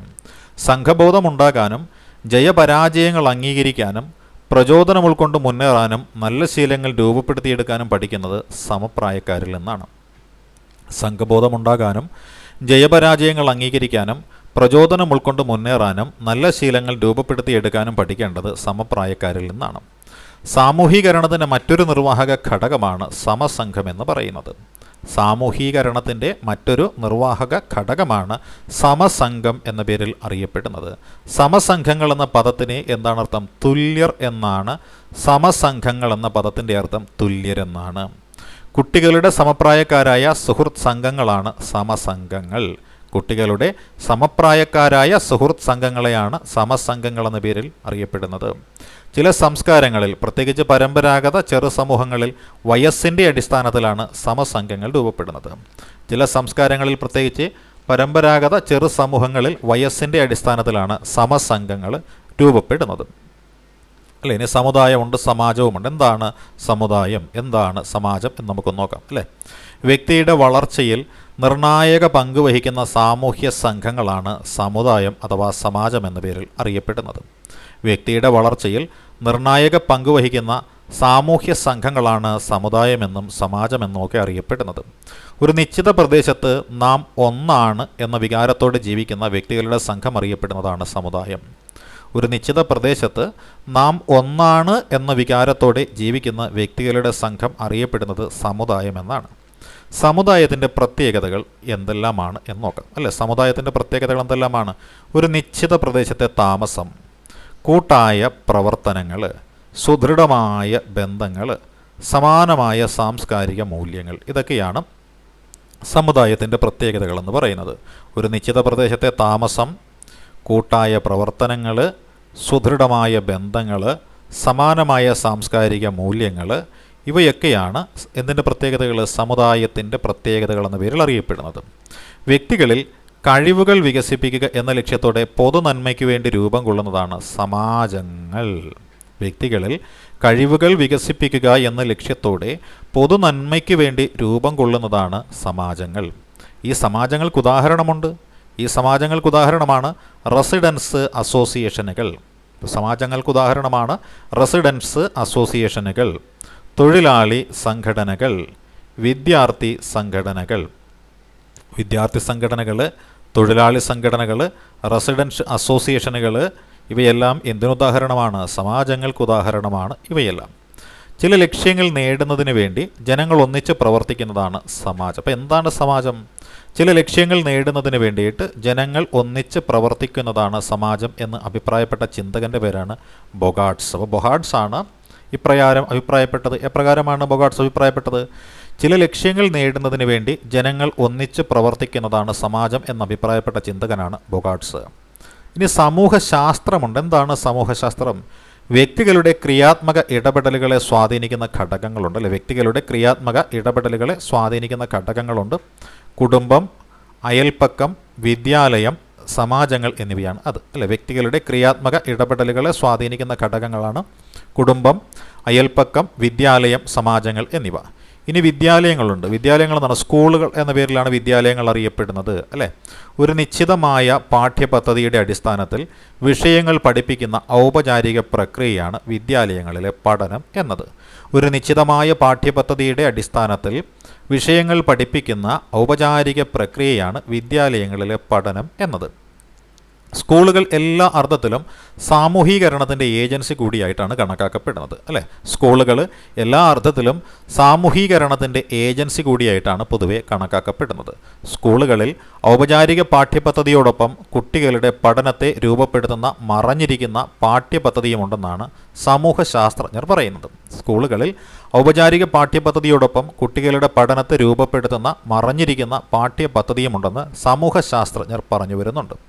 ഇനി എന്താണ് സാമൂഹ്യ സംഘം എന്ന് നമുക്കൊന്ന് നോക്കാം. എന്താണ് സാമൂഹ്യ സംഘം? നേരിട്ടോ അല്ലാതെയോ ആശയവിനിമയം നടത്തുകയും ചില ലക്ഷ്യങ്ങൾക്കായി പ്രവർത്തിക്കുകയും ചെയ്യുന്ന രണ്ടോ അതിലധികമോ വ്യക്തികൾ ഒത്തുചേരുന്ന സംഘം അറിയപ്പെടുന്നതാണ് സാമൂഹ്യ സംഘം എന്നത്. നേരിട്ടോ അല്ലാതെയോ ആശയവിനിമയം നടത്തുകയും ചില ലക്ഷ്യങ്ങൾക്കായി പ്രവർത്തിക്കുകയും ചെയ്യുന്ന രണ്ടോ അതിലധികമോ വ്യക്തികൾ ഒത്തുചേരുന്ന സംഘം അറിയപ്പെടുന്നതാണ് സാമൂഹ്യ സംഘം. വ്യക്തികളുടെ പെരുമാറ്റത്തിലും ചിന്തകളിലും നിയന്ത്രണം ഏർപ്പെടുത്തുന്നത് സാമൂഹ്യ സംഘങ്ങളാണ്. വ്യക്തികളുടെ പെരുമാറ്റത്തിലും ചിന്തകളിലും നിയന്ത്രണം ഏർപ്പെടുത്തുന്നത് സാമൂഹ്യ സംഘങ്ങളാണ്. സാമൂഹ്യ സംഘങ്ങൾ നമ്മുടെ ജീവിതത്തിൽ ചെലുത്തുന്ന സ്വാധീനങ്ങൾ എത്രത്തോളമാണ് എന്ന് നമുക്കൊന്ന് പരിശോധിക്കാം. കൂട്ടായ്മ വളർത്തുന്നു, പെരുമാറ്റശീലങ്ങൾ പരിശീലിപ്പിക്കുന്നു, സഹവർത്തിത്വം വളർത്തുന്നു, സാമൂഹ്യ മൂല്യങ്ങൾ വളർത്തിയെടുക്കുന്നു, പരസ്പര സഹകരണം ഉറപ്പുവരുത്തുന്നു അല്ലേ? കൂട്ടായ്മ വളർത്തുന്നു, പെരുമാറ്റശീലങ്ങൾ പരിശീലിപ്പിക്കുന്നു, സഹവർത്തിത്വം വളർത്തുന്നു, സാമൂഹ്യ മൂല്യങ്ങൾ വളർത്തിയെടുക്കുന്നു, പരസ്പര സഹകരണം ഉറപ്പുവരുത്തുന്നു. ഇവയാണ് സാമൂഹ്യ സംഘങ്ങൾ നമ്മുടെ ജീവിതത്തിൽ ചെലുത്തുന്ന പ്രധാനപ്പെട്ട സ്വാധീനമെന്ന് പറയുന്നത്. ഇനി സാമൂഹ്യ സംഘങ്ങളെ തരംതിരിക്കുന്നതിന് അടിസ്ഥാനമാകുന്ന ഘടകങ്ങൾ എന്തെല്ലാമെന്ന് നോക്കാം. സാമൂഹ്യ സംഘങ്ങളെ തരംതിരിക്കുന്നതിനെ അടിസ്ഥാനമാക്കുന്ന ഘടകങ്ങളാണ് അംഗബലം, അംഗങ്ങളുടെ പരസ്പര ബന്ധം, പ്രവർത്തന മാർഗങ്ങൾ, നിർവഹണ മാർഗങ്ങൾ എന്നിവ. അപ്പോൾ സാമൂഹ്യ സംഘങ്ങളെ തരംതിരിക്കുന്നതിന് അടിസ്ഥാനമാകുന്ന ഘടകങ്ങൾ എന്ന് പറയുന്നത് അംഗബലം, അംഗങ്ങളുടെ പരസ്പര ബന്ധം, പ്രവർത്തന മാർഗങ്ങൾ, നിർവഹണ മാർഗങ്ങൾ എന്നിവയാണ്. സാമൂഹ്യ സംഘങ്ങളെ രണ്ടായി തരംതിരിക്കാൻ സാധിക്കുന്നതാണ്. ഒന്ന് പ്രാഥമിക സംഘം, രണ്ട് ദ്വിതീയ സംഘം. അപ്പോൾ സാമൂഹ്യ സംഘങ്ങളെ രണ്ടായിട്ട് തരംതിരിക്കാൻ സാധിക്കുന്നു. ഒന്ന് പ്രാഥമിക സംഘമെന്നും രണ്ടാമത്തേത് ദ്വിതീയ സംഘമെന്നുമാണ് അറിയപ്പെടുന്നത്. അടുത്ത ബന്ധം വച്ച് പുലർത്തുന്നവരും മുഖാമുഖം ആശയവിനിമയം നടത്തുന്നവരും പരസ്പരം സഹകരിക്കുന്നവരുമായ മനുഷ്യരുടെ ചെറു സംഘമാണ് പ്രാഥമിക സംഘം എന്ന പേരിൽ അറിയപ്പെടുന്നത്. അടുത്ത ബന്ധം വച്ച് പുലർത്തുന്നവരും മുഖാമുഖം ആശയവിനിമയം നടത്തുന്നവരും പരസ്പരം സഹകരിക്കുന്നവരുമായ മനുഷ്യരുടെ ചെറു സംഘമാണ് പ്രാഥമിക സംഘം എന്ന പേരിൽ അറിയപ്പെടുന്നത്. പ്രാഥമിക സംഘത്തിൻ്റെ പ്രധാനപ്പെട്ട ലക്ഷ്യമാണ് അംഗങ്ങളുടെ ക്ഷേമം. അതിനുദാഹരണമായി നമുക്ക് ചൂണ്ടിക്കാണിക്കാൻ സാധിക്കുന്നത് കുടുംബത്തിനെയാണ്. പ്രാഥമിക സംഘത്തിൻ്റെ പ്രധാനപ്പെട്ട ലക്ഷ്യമാണ് അംഗങ്ങളുടെ ക്ഷേമം. ഉദാഹരണം കുടുംബമാണ്. അംഗങ്ങളുടെ എണ്ണം കൂടുതലായിരിക്കുകയും അംഗങ്ങൾക്കിടയിൽ ഔപചാരിക ബന്ധം നിലനിൽക്കുകയും ചെയ്യുന്ന സംഘമാണ് ദ്വിതീയ സംഘം എന്ന പേരിൽ അറിയപ്പെടുന്നത്. അംഗങ്ങളുടെ എണ്ണം കൂടുതലായിരിക്കുകയും അംഗങ്ങൾക്കിടയിൽ ഔപചാരിക ബന്ധം നിലനിൽക്കുകയും ചെയ്യുന്ന സംഘമാണ് ദ്വിതീയ സംഘം. ദ്വിതീയ സംഘങ്ങളിലെ അംഗത്വത്തിൻ്റെ അടിസ്ഥാനം വ്യക്തിപരമായ പ്രയോജനമാണ്. ദ്വിതീയ സംഘങ്ങളിലെ അംഗത്വത്തിൻ്റെ അടിസ്ഥാനം എന്നത് വ്യക്തിപരമായ പ്രയോജനമാണ്. ദ്വിതീയ സംഘങ്ങൾക്ക് ഉദാഹരണമാണ് ക്ലബ്ബുകൾ, ടീമുകൾ എന്നിവ. ദ്വിതീയ സംഘങ്ങൾക്ക് ഉദാഹരണമാണ് ക്ലബ്ബുകൾ, ടീമുകൾ എന്നിവ. ധാർമ്മിക മൂല്യങ്ങൾ വളർത്താൻ സഹായിക്കുന്ന സംഘടനകളാണ് മതസംഘടനകൾ. ധാർമ്മിക മൂല്യങ്ങൾ വളർത്താൻ സഹായിക്കുന്ന സംഘടനകളാണ് മതസംഘടനകൾ. കായിക താൽപ്പര്യം വളർത്തൽ, മത്സരങ്ങൾ സംഘടിപ്പിക്കൽ എന്നിവയ്ക്ക് സഹായിക്കുന്ന സാമൂഹ്യ സംഘമാണ് സ്പോർട്സ് ക്ലബ്ബുകൾ. കായിക താൽപ്പര്യം വളർത്തൽ, മത്സരങ്ങൾ സംഘടിപ്പിക്കൽ എന്നിവയ്ക്ക് സഹായിക്കുന്ന സാമൂഹ്യ സംഘമാണ് സ്പോർട്സ് ക്ലബ്ബ്. വ്യക്തിബന്ധങ്ങളുടെ ജാലിക നിലനിൽക്കുന്ന വലിയ സംഘം അറിയപ്പെടുന്നത് സമൂഹം എന്ന പേരിലാണ്. വ്യക്തിബന്ധങ്ങളുടെ ജാലിക നിലനിൽക്കുന്ന വലിയ സംഘം അറിയപ്പെടുന്നത് സമൂഹം എന്ന പേരിലാണ്. ചില പ്രത്യേക ആവശ്യങ്ങൾക്ക് വേണ്ടി പ്രവർത്തിക്കുന്നവരുടെ സംഘങ്ങൾക്ക് ഉദാഹരണമാണ് ക്ലബ്ബുകൾ, സന്നദ്ധ സേവാ സംഘങ്ങൾ എന്നിവ. ചില പ്രത്യേക ആവശ്യങ്ങൾക്ക് വേണ്ടി പ്രവർത്തിക്കുന്നവരുടെ സംഘങ്ങൾക്ക് ഉദാഹരണമാണ് ക്ലബ്ബുകൾ, സന്നദ്ധ സേവാ സംഘങ്ങൾ എന്നിവ. പരസ്പരം അറിയാതെയും ആശയവിനിമയം നടത്താതെയും ഒരിടത്ത് നിലകൊള്ളുന്ന ആളുകളുടെ കൂട്ടം അറിയപ്പെടുന്നത് സാമൂഹിക സഞ്ചയം അഥവാ സോഷ്യൽ അഗ്രഗേറ്റ് എന്ന പേരിലാണ്. പരസ്പരം അറിയാതെയും ആശയവിനിമയം നടത്താതെയും ഒരിടത്ത് നിലകൊള്ളുന്ന ആളുകളുടെ കൂട്ടം അറിയപ്പെടുന്നത് സാമൂഹിക സഞ്ചയം അഥവാ സോഷ്യൽ അഗ്രഗേറ്റ് എന്ന പേരിലാണ്. സോഷ്യൽ അഗ്രഗേറ്റ് അറിയപ്പെടുന്ന മറ്റൊരു പേരാണ് അർദ്ധസംഘങ്ങൾ അഥവാ ക്വാസി ഗ്രൂപ്പ്സ് എന്നത്. സോഷ്യൽ അഗ്രഗേറ്റ് അറിയപ്പെടുന്ന മറ്റൊരു പേരാണ് അർദ്ധസംഘങ്ങൾ അഥവാ ക്വാസി ഗ്രൂപ്പ്സ്. ഗോത്ര സമൂഹം. എന്താണ് ഗോത്ര സമൂഹമെന്ന് നമുക്കൊന്ന് നോക്കാം. ഒരു പ്രദേശത്ത് താമസിക്കുകയും തനത് ഭാഷ സംസാരിക്കുകയും ചെയ്യുന്ന ഒരേ സംസ്കാരവുമുള്ള ജനവിഭാഗമാണ് ഗോത്ര സമൂഹം. ഒരു പ്രദേശത്ത് താമസിക്കുകയും തനത് ഭാഷ സംസാരിക്കുകയും ചെയ്യുന്ന ഒരേ സംസ്കാരവുമുള്ള ജനവിഭാഗമാണ് ഗോത്ര സമൂഹം. 1976 ഭേദഗതി ചെയ്ത പട്ടികജാതി പട്ടികവർഗ നിയമപ്രകാരം കേരളത്തിലെ ഗോത്ര സമൂഹങ്ങളുടെ എണ്ണം 35 ആണ്. 1976 ഭേദഗതി ചെയ്ത പട്ടികജാതി പട്ടികവർഗ നിയമപ്രകാരം കേരളത്തിലെ ഗോത്ര സമൂഹങ്ങളുടെ എണ്ണം 35 ഗോത്ര സമൂഹങ്ങളാണ്. കേരളത്തിൽ കാണപ്പെടുന്ന പ്രധാന ഗോത്ര സമൂഹങ്ങളാണ് പണിയർ, കുറിച്യർ, അടിയാൻ, കാടർ എന്നിവർ. കേരളത്തിൽ കാണപ്പെടുന്ന പ്രധാന ഗോത്ര സമൂഹങ്ങളാണ് പണിയർ, കുറിച്യർ, അടിയാൻ, കാടർ എന്നിവ. പല ജില്ലകളിലായി ചിതറിക്കിടക്കുന്ന ഗോത്ര സമൂഹത്തിൽ ഏറ്റവും കൂടുതലുള്ള ഗോത്രമാണ് പണിയരുടേത്. പല ജില്ലകളിലായി ചിതറിക്കിടക്കുന്ന ഗോത്ര സമൂഹത്തിൽ ഏറ്റവും കൂടുതലുള്ള ഗോത്രം പണിയരുടെ ഗോത്രമാണ്. ഗോത്ര സമൂഹത്തിൻ്റെ പ്രത്യേകത തനത് കലാരൂപങ്ങൾ, അനുഷ്ഠാനങ്ങൾ, വനവിഭവങ്ങൾ ശേഖരിക്കൽ, കുലത്തൊഴിൽ എന്നിവയാണ്. ഗോത്ര സമൂഹത്തിൻ്റെ പ്രത്യേകത എന്നത് അവർക്ക് പ്രത്യേകമായിട്ട് തനതായ കലാരൂപങ്ങളുണ്ടാവും, അനുഷ്ഠാനങ്ങളുണ്ടാവും, വനവിഭവങ്ങൾ ശേഖരിക്കലുണ്ടാവും, കുലത്തൊഴിലും ഉണ്ടാവുന്നതാണ്. ഗോത്ര സമൂഹം ഒരുമിച്ച് താമസിക്കുന്ന സ്ഥലം അറിയപ്പെടുന്നത് എന്താണ്? അവർ ഊര് എന്നാണ് അറിയപ്പെടുന്നത് അല്ല. ഗോത്ര സമൂഹം ഒരുമിച്ച് താമസിക്കുന്ന സ്ഥലം അറിയപ്പെടുന്നത് ഊര് എന്ന പേരിലാണ്. ഊരിൻ്റെ നേതാവ് അറിയപ്പെടുന്നത് മൂപ്പൻ എന്ന പേരിലാണ്. ഗോത്ര സമൂഹം ഒരുമിച്ച് താമസിക്കുന്ന സ്ഥലം അറിയപ്പെടുന്നത് ഊരെന്നും ഊരിൻ്റെ നേതാവ് മൂപ്പനും എന്ന പേരിലുമാണ് അറിയപ്പെടുന്നത്. ഇനി നമുക്ക് സാമൂഹിക നിയന്ത്രണമുണ്ട്. എന്താണ് സാമൂഹിക നിയന്ത്രണം അഥവാ സോഷ്യൽ കൺട്രോൾ എന്ന് നമുക്കൊന്ന് നോക്കാം അല്ലെ. സാമൂഹിക നിയന്ത്രണം അഥവാ സോഷ്യൽ കൺട്രോൾ സ്വസ്ഥപൂർണമായ ചുറ്റുപാട് ഉറപ്പുവരുത്താനും നിലനിർത്താനും ഓരോ സാമൂഹ്യ സംഘവും അംഗങ്ങളുടെ മേൽ ഏർപ്പെടുത്തുന്ന സമ്മർദ്ദങ്ങളും ഇടപെടലുകളുമാണ് സാമൂഹ്യ നിയന്ത്രണം എന്ന പേരിൽ അറിയപ്പെടുന്നത്. സ്വസ്ഥപൂർണമായ ചുറ്റുപാട് ഉറപ്പുവരുത്തുവാനും നിലനിർത്താനും ഓരോ സാമൂഹ്യ സംഘവും അംഗങ്ങളുടെ മേൽ ഏർപ്പെടുത്തുന്ന സമ്മർദ്ദങ്ങളും ഇടപെടലുകളുമാണ് സാമൂഹിക നിയന്ത്രണം. പെരുമാറ്റ നിയന്ത്രണത്തിനും സാമൂഹീകരണത്തിനും വേണ്ടി സമൂഹം രൂപീകരിക്കുന്ന സ്ഥാപനങ്ങളെയാണ് നമ്മൾ സാമൂഹ്യ സ്ഥാപനങ്ങളെന്ന് വിശേഷിപ്പിക്കുന്നത്. പെരുമാറ്റ നിയന്ത്രണത്തിനും സാമൂഹികീകരണത്തിനും വേണ്ടി സമൂഹം രൂപീകരിക്കുന്ന സ്ഥാപനങ്ങളാണ് സാമൂഹ്യ സ്ഥാപനങ്ങൾ എന്ന പേരിൽ അറിയപ്പെടുന്നത്. സാമൂഹ്യ നിയന്ത്രണം നടത്തുന്ന സാമൂഹ്യ സ്ഥാപനങ്ങളാണ് കുടുംബം, മതം, വിദ്യാലയം, സാമ്പത്തിക രാഷ്ട്രീയ സ്ഥാപനങ്ങൾ, സാമൂഹ്യ നിയന്ത്രണങ്ങളിൽ ഒഴിച്ചുകൂടാനാവാത്ത ഘടകങ്ങൾ, ഭരണഘടന, നിയമസംഹിത, വിദ്യാഭ്യാസം, ഔദ്യോഗിക സ്ഥാപനങ്ങൾ എന്നിവ. സാമൂഹ്യ നിയന്ത്രണം നടത്തുന്ന സാമൂഹ്യ സ്ഥാപനങ്ങളാണ് കുടുംബം, മതം, വിദ്യാലയം, സാമ്പത്തിക രാഷ്ട്രീയ സ്ഥാപനങ്ങൾ, സാമൂഹ്യ നിയന്ത്രണത്തിൽ ഒഴിച്ചുകൂടാനാവാത്ത ഘടകങ്ങൾ, ഭരണഘടന, നിയമസംഹിത, വിദ്യാഭ്യാസം, ഔദ്യോഗിക സ്ഥാപനങ്ങൾ എന്നിവ. പരിഷ്കൃത സമൂഹങ്ങൾ സാമൂഹ്യ നിയന്ത്രണത്തിന് സ്വീകരിക്കുന്ന മാർഗങ്ങളാണ് ഔപചാരിക സാമൂഹ്യ നിയന്ത്രണം എന്നത്. പരിഷ്കൃത സമൂഹങ്ങൾ സാമൂഹ്യ നിയന്ത്രണത്തിന് സ്വീകരിക്കുന്ന മാർഗങ്ങളാണ് ഔപചാരിക സാമൂഹ്യ നിയന്ത്രണം അഥവാ ഫോർമൽ സോഷ്യൽ കൺട്രോൾ എന്നത്. സാമൂഹ്യ നിയന്ത്രണം ഔപചാരികമായി നിർവഹിക്കുന്ന സംവിധാനങ്ങളാണ് പോലീസ്, കോടതി, ജയിൽ, പട്ടാളം എന്നിവ. സാമൂഹ്യ നിയന്ത്രണം ഔപചാരികമായി നിർവഹിക്കുന്ന സംവിധാനങ്ങളാണ് പോലീസ്, കോടതി, ജയിൽ, പട്ടാളം എന്നിവ. പോലീസ് കണ്ടെത്തുന്ന കുറ്റങ്ങൾ വിചാരണ ശിക്ഷ നടത്തി വിധിക്കുന്നത് കോടതിയാണ്. പോലീസ് കണ്ടെത്തുന്ന കുറ്റങ്ങൾ വിചാരണ ശിക്ഷ നടത്തി ശിക്ഷ വിധിക്കുന്നത് കോടതിയാണ്. ശിക്ഷ നടപ്പിൽ വരുത്താൻ സർക്കാർ സ്ഥാപിച്ച ഔദ്യോഗിക സ്ഥാപനത്തിൻ്റെ പേര് ജയിൽ എന്നാണ്. ശിക്ഷ നടപ്പിൽ വരുത്താനായിട്ട് സർക്കാർ സ്ഥാപിച്ച ഔദ്യോഗിക സ്ഥാപനമാണ് ജയിൽ എന്നത്. കോടതി വിധി നടപ്പിൽ വരുത്തുന്ന ഉദ്യോഗസ്ഥർ ആരാണ്? അത് ജയിൽ അധികൃതരാണ് കോടതി വിധി നടപ്പിൽ വരുത്തുന്ന അധികൃതർ. അതായത് ജയിലുമായി ബന്ധപ്പെട്ടുകൊണ്ടൊരു ശിക്ഷയിൽ ആ കോടതി വിധി നടപ്പിലാക്കുന്ന ഉദ്യോഗസ്ഥരാണ് ജയിൽ അധികൃതർ. ബലപ്രയോഗത്തിലൂടെ വ്യക്തിയെ നിയന്ത്രിക്കാൻ അവകാശമുള്ള സാമൂഹ്യ നിയന്ത്രണ ഏജൻസിയാണ് രാഷ്ട്രമെന്ന് പറയുന്നത്. ബലപ്രയോഗത്തിലൂടെ വ്യക്തിയെ നിയന്ത്രിക്കാൻ അവകാശമുള്ള സാമൂഹ്യ നിയന്ത്രണ ഏജൻസിയാണ് രാഷ്ട്രം. നിയമങ്ങൾക്കനുസരിച്ച് പ്രവർത്തിച്ച് നേട്ടമുണ്ടാക്കുന്നവരെ സമൂഹം അംഗീകരിക്കുകയും ആദരിക്കുകയും ചെയ്യുന്നതിൻ്റെ ലക്ഷ്യം സമൂഹം പ്രതീക്ഷിക്കുന്ന പെരുമാറ്റം ഒരു വ്യക്തിയിൽ നിന്നും ഉണ്ടാവാൻ വേണ്ടിയാണ്. നിയമങ്ങൾക്കനുസരിച്ച് പ്രവർത്തിച്ച് നേട്ടമുണ്ടാക്കുന്നവരെ സമൂഹം അംഗീകരിക്കുകയും ആദരിക്കുകയും ചെയ്യുന്നതിൻ്റെ ലക്ഷ്യം സമൂഹം പ്രതീക്ഷിക്കുന്ന പെരുമാറ്റം ഓരോ വ്യക്തിയിൽ നിന്നും ഉണ്ടാവാൻ വേണ്ടിയാണ്. സാമൂഹിക നിയന്ത്രണത്തിനാവശ്യമായ സംവിധാനങ്ങളും സ്ഥാപനങ്ങളും ഒരുക്കുന്നതും ഉണ്ടാക്കുന്നതും നടപ്പിൽ വരുന്നതും രാജ്യങ്ങളിലെ ഭരണകൂടങ്ങളാണ്.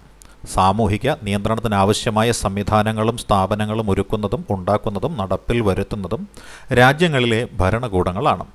സമൂഹത്തിൽ സ്വസ്ഥതയും സുരക്ഷിതത്വവും നിലനിർത്താൻ സഹായിക്കുന്നത് ഈ രാജ്യങ്ങളിലെ ഭരണകൂടങ്ങളാണ്. അനൗപചാരികവും ഔപചാരികവുമായ സാമൂഹ്യ നിയന്ത്രണ ഉപാധികളും സംവിധാനങ്ങളും നിയമമാക്കി രേഖപ്പെടുത്താത്ത സാമൂഹിക നിയന്ത്രണ മാർഗങ്ങളുണ്ട്. അനൗപചാരികവും ഔപചാരികവുമായ സാമൂഹ്യ നിയന്ത്രണ ഉപാധികളും സംവിധാനങ്ങളും നിയമമാക്കി രേഖപ്പെടുത്താത്ത സാമൂഹിക നിയന്ത്രണ മാർഗമാണ് അനൗപചാരിക സാമൂഹ്യ നിയന്ത്രണം അഥവാ ഇൻഫോർമൽ സോഷ്യൽ കൺട്രോൾ എന്നത്. അനൗപചാരിക സാമൂഹ്യ നിയന്ത്രണത്തിൻ്റെ മാർഗങ്ങൾ എന്തെല്ലാമാണ്? അനൗപചാരിക സാമൂഹ്യ നിയന്ത്രണത്തിൻ്റെ മാർഗങ്ങൾ ആചാരങ്ങൾ, നാട്ടുനടപ്പുകൾ, വിശ്വാസങ്ങൾ, പാരമ്പര്യങ്ങൾ എന്നിവയാണ്. അനൗപചാരിക സാമൂഹ്യ നിയന്ത്രണത്തിൻ്റെ മാർഗങ്ങളാണ് ആചാരങ്ങൾ, നാട്ടുനടപ്പുകൾ, വിശ്വാസങ്ങൾ, പാരമ്പര്യങ്ങൾ എന്നിവ. സമൂഹത്തിലെ ഭൂരിപക്ഷം അംഗീകരിക്കുകയും പിന്തുടരുകയും ചെയ്യുന്ന മൂല്യങ്ങളും നാട്ടാചാരങ്ങളും സദാചാര വ്യവസ്ഥകളും നിയമങ്ങളും ലംഘിക്കുന്ന പെരുമാറ്റമാണ് സാമൂഹ്യ വ്യതിയാനം എന്ന് പറയുന്നത്. സമൂഹത്തിലെ ഭൂരിപക്ഷം അംഗങ്ങളും അംഗീകരിക്കുകയും പിന്തുടരുകയും ചെയ്യുന്ന മൂല്യങ്ങളും നാട്ടാചാരങ്ങളും സദാചാര വ്യവസ്ഥകളും നിയമങ്ങളും ലംഘിക്കുന്ന പെരുമാറ്റമാണ് സാമൂഹ്യ വ്യതിയാനം എന്ന പേരിൽ അറിയപ്പെടുന്നത്. വൻതോതിൽ സാമൂഹ്യ വ്യതിയാനങ്ങൾ ഉണ്ടാകുമ്പോൾ സമൂഹത്തിൻ്റെ നിലനിൽപ്പിനെ ചോദ്യം ചെയ്യുന്നതാണ് സാമൂഹ്യ ശിഥിലീകരണം എന്നത്. വൻതോതിൽ സാമൂഹ്യ വ്യതിയാനങ്ങൾ ഉണ്ടാകുമ്പോൾ സമൂഹത്തിൻ്റെ നിലനിൽപ്പിനെ ചോദ്യം ചെയ്യുന്നതാണ് സാമൂഹ്യ ശിഥിലീകരണം അഥവാ സോഷ്യൽ ഡിസ്ഓർഗനൈസേഷൻ എന്ന് പറയുന്നത്. ഇനി നിർവചനങ്ങളുണ്ട്. ആ നിർവചനങ്ങളെ നമുക്കൊന്ന് നോക്കാം. അംഗീകൃത പെരുമാറ്റ മാനദണ്ഡങ്ങളോട് പൊരുത്തപ്പെടാൻ സമൂഹം അതിലെ ഉപായങ്ങളുടെ വ്യവസ്ഥയാണ് സാമൂഹ്യ നിയന്ത്രണം അഭിപ്രായപ്പെട്ടതാണ് E.A. റോസ എന്നത്. അംഗീകൃത പെരുമാറ്റ മാനദണ്ഡങ്ങളോട് പൊരുത്തപ്പെടുവാനായിട്ട് സമൂഹം അതിലെ ഉപായങ്ങളുടെ വ്യവസ്ഥ അല്ലെങ്കിൽ സമൂഹം സ്വീകരിക്കുന്ന അതിലെ ഉപായങ്ങളുടെ വ്യവസ്ഥയാണ് സാമൂഹ്യ നിയന്ത്രണം എന്ന് അഭിപ്രായപ്പെട്ടതാണ് E.A. റോസ എന്നത്. അംഗീകൃതമായ പെരുമാറ്റ രീതികൾ പിന്തുടരുന്നുണ്ട് എന്ന് ഉറപ്പിക്കുന്നതിനായിട്ട് ഉപയോഗിക്കുന്ന നടപടികൾ അതുമായി ബന്ധപ്പെട്ടിട്ടുള്ള നിർദ്ദേശങ്ങൾ, പ്രേരണകൾ, നിയന്ത്രണങ്ങൾ, ശാരീരികമായ ബലപ്രയോഗം ഉൾപ്പെടെയുള്ള സമ്മർദ്ദ തന്ത്രങ്ങൾ എന്നിവയുടെ സംവിധാനമാണ് സാമൂഹ്യ നിയന്ത്രണം. അതായത് അംഗീകൃതമായ പെരുമാറ്റ രീതികൾ പിന്തുടരുന്നുണ്ട് എന്ന് ഉറപ്പിക്കുന്നതിനായിട്ട് അതിനുവേണ്ടി ഉപയോഗിക്കുന്ന നടപടികളും നിർദ്ദേശങ്ങളും പ്രേരണകളും നിയന്ത്രണങ്ങളും ശാരീരികമായ ബലപ്രയോഗവും ഒക്കെ ഉൾപ്പെടെയുള്ള സമ്മർദ്ദ തന്ത്രങ്ങൾ അതറിയപ്പെടുന്ന പേരാണ് എന്നിവയുടെ സംവിധാനമാണ് സാമൂഹ്യ നിയന്ത്രണം എന്ന പേരിൽ അറിയപ്പെടുന്നത്. അങ്ങനെ അഭിപ്രായപ്പെട്ടതാണ് ഗില്ലിൻ ആൻഡ് ഗില്ലിനാണ് ഇപ്രകാരം അഭിപ്രായപ്പെട്ടത്. അപ്പോൾ ഇപ്രകാരം അഭിപ്രായപ്പെട്ടതാരാണ്? ഗില്ലിൻ ആൻഡ് ഗില്ലിനാണ് ഇപ്രകാരം അഭിപ്രായപ്പെട്ടത്. ഇനി സാമൂഹിക പ്രശ്നങ്ങളുണ്ട്. എന്താണ് സാമൂഹിക പ്രശ്നങ്ങൾ? സമൂഹത്തിലെ എല്ലാവരെയും നേരിട്ടോ അല്ലാതെയോ ബാധിക്കുന്ന പ്രശ്നങ്ങളെയാണ് സാമൂഹിക പ്രശ്നങ്ങൾ എന്ന പേരിൽ അറിയപ്പെടുന്നത്. സമൂഹത്തിലെ എല്ലാവരെയും നേരിട്ടോ അല്ലാതെയോ ബാധിക്കുന്ന പ്രശ്നങ്ങളാണ് സാമൂഹിക പ്രശ്നങ്ങൾ. വ്യക്തികളുടെ പ്രശ്നമോ പൊതുവായ പ്രശ്നമോ സമൂഹത്തെ ബാധിക്കുകയും ദീർഘകാലം നിലനിൽക്കുകയും ചെയ്യുന്നതാണ് സാമൂഹിക പ്രശ്നങ്ങൾ. വ്യക്തികളുടെ പ്രശ്നമോ പൊതുവായ പ്രശ്നമോ സമൂഹത്തെ ബാധിക്കുകയും ദീർഘകാലം നിലനിൽക്കുകയും ചെയ്യുന്നതാണ് സാമൂഹിക പ്രശ്നങ്ങൾ. സമൂഹം നേരിടുന്ന സാമൂഹിക പ്രശ്നങ്ങൾ എന്തെല്ലാമാണ്? ദാരിദ്ര്യം, പാർപ്പിട പ്രശ്നം, വൃദ്ധജനങ്ങളുടെ അനാഥത്വം, കൗമാര കുറ്റകൃത്യങ്ങൾ, തൊഴിലില്ലായ്മ, സ്ത്രീകൾക്കെതിരെയുള്ള ഉപയോഗം, കുട്ടികൾക്കെതിരായ കുറ്റകൃത്യങ്ങൾ. സമൂഹം നേരിടുന്ന സാമൂഹിക പ്രശ്നങ്ങൾ എന്തെല്ലാമെന്ന് ചോദിച്ചാൽ അത് ദാരിദ്ര്യമുണ്ട്, പാർപ്പിട പ്രശ്നമുണ്ട്, വൃദ്ധജനങ്ങളുടെ അനാഥത്വമുണ്ട്, കൗമാര കുറ്റകൃത്യങ്ങളുണ്ട്, തൊഴിലില്ലായ്മയുണ്ട്, സ്ത്രീകൾക്കെതിരെയുള്ള ഉപയോഗങ്ങളുണ്ട്, കുട്ടികൾക്കെതിരായ കുറ്റകൃത്യങ്ങളുമെല്ലാം ഇതിൽ ഉൾപ്പെടുന്നതാണ്. ജീവനം, ആരോഗ്യം, കാര്യക്ഷമത എന്നിവയ്ക്ക് വേണ്ടി ഏറ്റവും കുറഞ്ഞ ഉപഭോഗ വസ്തുക്കൾ നേടുന്നതിനുള്ള കഴിവില്ലായ്മയാണ് ദാരിദ്ര്യമെന്ന് വിശേഷിപ്പിക്കുന്നത്. ഇപ്പോൾ ഒരു വ്യക്തിക്ക് ജീവിക്കുവാൻ വേണ്ടുന്ന ആ ഉപജീവനത്തിനാവശ്യമായ ആരോഗ്യം, കാര്യക്ഷമത എന്നിവയ്ക്ക് വേണ്ടി ഏറ്റവും കുറഞ്ഞ ഉപഭോഗ വസ്തുക്കൾ നേടുന്നതിനുള്ള കഴിവില്ലായ്മയെ ആണ് ദാരിദ്ര്യമെന്ന പദം കൊണ്ട് വിശേഷിപ്പിക്കുന്നത്. പണിയെടുക്കാനുള്ള ശാരീരികവും മാനസികവുമായ കഴിവും അതിനുള്ള പ്രായവും സമ്മതവും ഉണ്ടായിരുന്നിട്ടും ജോലി ലഭിക്കാത്ത അവസ്ഥയാണ് തൊഴിലില്ലായ്മ എന്ന പേരിൽ അറിയപ്പെടുന്നത്. പണിയെടുക്കാനുള്ള ശാരീരികവും മാനസികവുമായ കഴിവും അതിനുള്ള പ്രായവും സമ്മതവും ഉണ്ടായിരുന്നിട്ടും ജോലി ലഭിക്കാത്ത അവസ്ഥയെ ആണ് തൊഴിലില്ലായ്മ എന്ന് വിശേഷിപ്പിക്കുന്നത്. സുരക്ഷിതവും അനുയോജ്യവുമായ വാസസ്ഥലം കരസ്ഥമാക്കാനോ നിലനിർത്താനോ കഴിയാത്ത അവസ്ഥയാണ് പാർപ്പിട പ്രശ്നം എന്ന പേരിൽ അറിയപ്പെടുന്നത്. സുരക്ഷിതവും അനുയോജ്യവുമായ വാസസ്ഥലം കരസ്ഥമാക്കാനോ നിലനിർത്താനോ കഴിയാത്ത അവസ്ഥ ആണ് പാർപ്പിട പ്രശ്നം എന്ന പേരിൽ അറിയപ്പെടുന്നത്. 18 വയസ്സിന് താഴെയുള്ള കുട്ടികൾ ചെയ്യുന്ന കുറ്റകൃത്യങ്ങൾ അറിയപ്പെടുന്ന പേരാണ് കൗമാര കുറ്റകൃത്യങ്ങളെന്നാണ് ഇതറിയപ്പെടുന്നത്. 18 വയസ്സിന് താഴെയുള്ള കുട്ടികൾ ചെയ്യുന്ന കുറ്റകൃത്യങ്ങൾ അറിയപ്പെടുന്നത് കൗമാര കുറ്റകൃത്യങ്ങളെന്നാണ്. കുറ്റകൃത്യങ്ങൾ ചെയ്യുന്ന 18 വയസ്സിന് താഴെയുള്ള കുട്ടികൾ അറിയപ്പെടുന്നത് കൗമാര കുറ്റാരോപിതർ എന്നുമാണ്. കുറ്റകൃത്യങ്ങൾ ചെയ്യുന്ന 18 വയസ്സിന് താഴെയുള്ള കുട്ടികൾ അറിയപ്പെടുന്നത് കൗമാര കുറ്റാരോപിതർ എന്ന പേരിലാണ് അറിയപ്പെടുന്നത്, ജുവനൈൽ ഒഫൻഡേഴ്സ്. കുട്ടികൾ കുറ്റവാളികളായി തീരാനുള്ള കാരണം എന്താണ്? കുടുംബ ബന്ധങ്ങളിലെ ശിഥിലീകരണമാണ്. കുട്ടികൾ കുറ്റവാളികളായി തീരാനുള്ള കാരണം കുടുംബ ബന്ധങ്ങളിലെ ശിഥിലീകരണമാണ്. ലഹരിയുടെ ഉപയോഗം, ദൃശ്യമാധ്യമങ്ങളുടെ ദുരുപയോഗം, സാമൂഹിക മൂല്യങ്ങളുടെ തകർച്ച എന്നിവയാണ്. കുട്ടികൾ കുറ്റവാളികളായി തീരാനുള്ള പ്രധാനപ്പെട്ട കാരണം എന്താണ്? കുടുംബ ബന്ധങ്ങളിലെ ശിഥിലീകരണം, ലഹരിയുടെ ഉപയോഗം, ദൃശ്യമാധ്യമങ്ങളിലെ ദുരുപയോഗം, സാമൂഹിക മൂല്യങ്ങളുടെ തകർച്ച എന്നിവയാണ്. കുട്ടികളിലെ കുറ്റവാസന തടയാൻ ഏറെ സഹായകരമാകുന്നത് എന്താണ്? സ്കൂളുകൾ. കുട്ടികളിലെ കുറ്റവാസന തടയാൻ ഏറെ സഹായകമാകുന്നത് സ്കൂളുകൾ, പോലീസ് സംവിധാനം, ബോധവൽക്കരണം, പിന്തുണാ സംവിധാനം, സാമൂഹിക പ്രവർത്തനം എന്നിവയാണ്. കുട്ടികളിലെ കുറ്റവാസന തടയാൻ ഏറെ സഹായകമാകുന്നത് സ്കൂളുകൾ, പോലീസ് സംവിധാനം, ബോധവൽക്കരണം, പിന്തുണാ സംവിധാനം, സാമൂഹിക പ്രവർത്തനം എന്നിവയാണ്. കൗമാര കുറ്റകൃത്യങ്ങൾ തടയാനുള്ള സംവിധാനങ്ങൾ എന്താണ്? കൗമാര കുറ്റകൃത്യങ്ങൾ തടയാനുള്ള സംവിധാനങ്ങളാണ് ചൈൽഡ് ഗൈഡൻസ് ക്ലിനിക്. കുട്ടികളിലെ പ്രശ്നങ്ങൾ കണ്ടെത്താനും വിശകലനം ചെയ്യുവാനുമുള്ള സംവിധാനമാണ് ചൈൽഡ് ഗൈഡൻസ് ക്ലിനിക് എന്ന് പറയുന്നത്. കുട്ടികളിലെ പ്രശ്നങ്ങൾ കണ്ടെത്താനും വിശകലനം ചെയ്യാനുമുള്ള സംവിധാനമാണ്. ഇനി കൗൺസിലിംഗ് സെൻ്റർ ഉണ്ട്. എന്താണ് കൗൺസിലിംഗ് സെൻ്റർ? കുട്ടികളുടെ പെരുമാറ്റവുമായി ബന്ധപ്പെട്ട പ്രശ്നങ്ങൾക്ക് പരിഹാരം കാണാനുള്ള കേന്ദ്രമാണ് കൗൺസിലിംഗ് സെൻ്റർ എന്നത്. കൗമാരക്കാരുടെ കുറ്റകൃത്യങ്ങൾ കൈകാര്യം ചെയ്യാൻ സ്ഥാപിക്കപ്പെട്ട ഒരു സംവിധാനമാണ് ജുവനൈൽ കോടതികളെന്ന് പറയുന്നത്. കൗമാരക്കാരുടെ കുറ്റകൃത്യങ്ങൾ കൈകാര്യം ചെയ്യാൻ സ്ഥാപിക്കപ്പെട്ട സംവിധാനമാണ് ജുവനൈൽ കോടതികൾ. ചൈൽഡ് ലൈൻ സ്ഥാപിച്ച വർഷം എന്നാണ്? അത് 1996 ബോംബെയിലാണ് ചൈൽഡ് ലൈൻ സ്ഥാപിച്ചിരിക്കുന്നത്. ചൈൽഡ് ലൈൻ്റെ ടോൾ ഫ്രീ നമ്പറുണ്ട്, അത് 1098 ചൈൽഡ് ലൈൻ്റെ ടോൾ ഫ്രീ നമ്പർ 1098. നമുക്ക് സമൂഹശാസ്ത്രത്തെക്കുറിച്ച് നോക്കാം. എന്താണ് സമൂഹശാസ്ത്രം?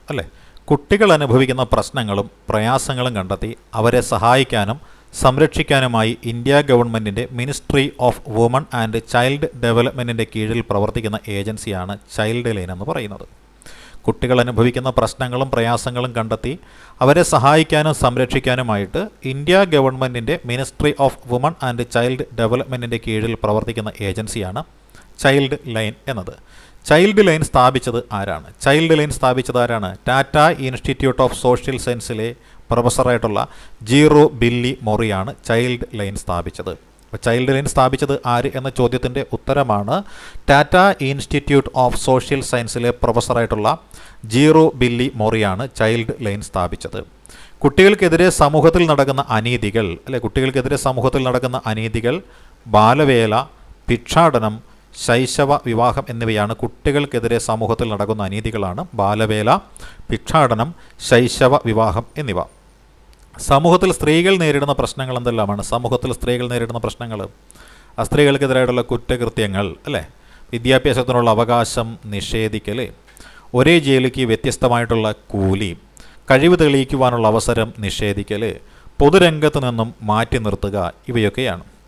സമൂഹത്തിൽ സ്ത്രീകൾ നേരിടുന്ന പ്രശ്നങ്ങൾ എന്തെല്ലാമെന്ന് ചോദിച്ചാൽ സ്ത്രീകൾക്കെതിരെയുള്ള കുറ്റകൃത്യങ്ങൾ, വിദ്യാഭ്യാസത്തിനുള്ള അവകാശം നിഷേധിക്കൽ, ഒരേ ജോലിക്ക് വ്യത്യസ്തമായ കൂലി, കഴിവ് തെളിയിക്കാനുള്ള അവസരം നിഷേധിക്കൽ, പൊതുരംഗത്ത് നിന്നും മാറ്റി നിർത്തൽ, ഇവയെല്ലാമാണ് സ്ത്രീകൾക്ക് സമൂഹത്തിൽ നേരിടേണ്ടുന്ന പ്രധാനപ്പെട്ട പ്രശ്നങ്ങളെന്ന് പറയുന്നത്. വൃദ്ധജനങ്ങളുടെ അനാഥത്വത്തിന് കാരണം അണുകുടുംബങ്ങളുടെ വർധനവും മെച്ചപ്പെട്ട സൗകര്യങ്ങൾ തേടി നഗരത്തിലേക്കുള്ള താമസം മാറലുമാണെന്നാണ് കണക്കാക്കപ്പെടുന്നത്. വൃദ്ധജനങ്ങളുടെ അനാഥത്വത്തിന് കാരണം അണുകുടുംബങ്ങളുടെ വർധനവും മെച്ചപ്പെട്ട സൗകര്യങ്ങൾ തേടി നഗരത്തിലേക്കുള്ള താമസം മാറലുമാണ്. വൃദ്ധജനങ്ങൾ അഭിമുഖീകരിക്കുന്ന പ്രധാനപ്പെട്ട പ്രശ്നങ്ങൾ എന്തെല്ലാമാണ്? വൃദ്ധജനങ്ങൾ അഭിമുഖീകരിക്കുന്ന പ്രധാനപ്പെട്ട പ്രശ്നങ്ങളാണ് സ്നേഹമില്ലായ്മ, അംഗീകാരമില്ലായ്മ, ഒറ്റപ്പെടൽ, അനിശ്ചിതത്വ ബോധം, സാമ്പത്തിക പ്രതിസന്ധി, ആരോഗ്യ പ്രശ്നങ്ങൾ, മാനസിക പിരിമുറുക്കം ഇവയെല്ലാമാണ് വൃദ്ധജനങ്ങൾ അഭിമുഖീകരിക്കുന്ന പ്രധാനപ്പെട്ട പ്രശ്നങ്ങൾ. ഇപ്പോൾ സ്നേഹമില്ലായ്മയും അംഗീകാരമില്ലായ്മയും ഒറ്റപ്പെടലും അനിശ്ചിതത്വ ബോധവും സാമ്പത്തിക പ്രതിസന്ധിയും ആരോഗ്യ പ്രശ്നങ്ങളും മാനസിക പിരിമുറുക്കവുമൊക്കെയാണ് വൃദ്ധജനങ്ങൾ അഭിമുഖീകരിക്കുന്ന പ്രധാനപ്പെട്ട പ്രശ്നങ്ങൾ. ലോക വൃദ്ധദിനമായിട്ട് ആചരിക്കുന്ന ദിവസമാണ് ഒക്ടോബർ 1. ഒക്ടോബർ 1 ലോക വൃദ്ധദിനമായിട്ട് ആചരിക്കപ്പെടുന്നത്.